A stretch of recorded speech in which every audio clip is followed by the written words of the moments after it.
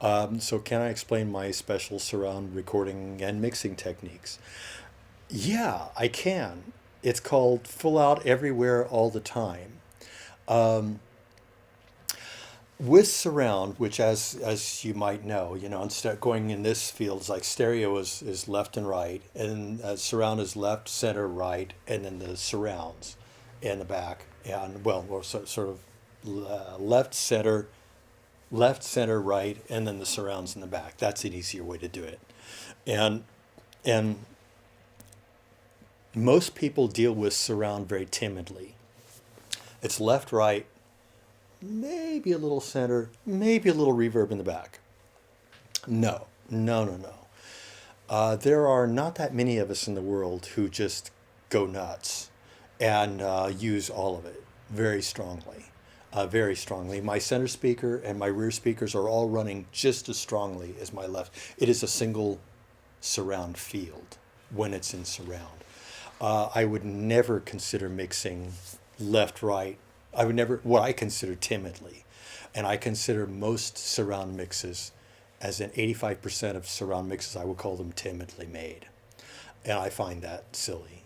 And for me, it's not just and so for me, I use like I said, the left, right, and there's left, right, and there are things coming out of the rears that are completely discrete. However, it's really fun to work with reverbs, to work with delays, to work with all that. So you have for example, there's one piece I've never heard anybody ever do this, where there's a piece where it's coming out of the rear, and then it answers in a delay in the center.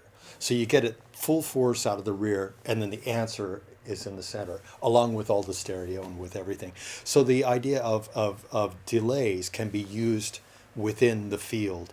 Another thing that I do is I don't record mono. I don't record anything mono. I always use two channels. There are always two mics out there. If I'm recording a flute, a vocal, a guitar, if I'm recording a synth, if I'm recording, it's always done stereo, and that gives a sense of space.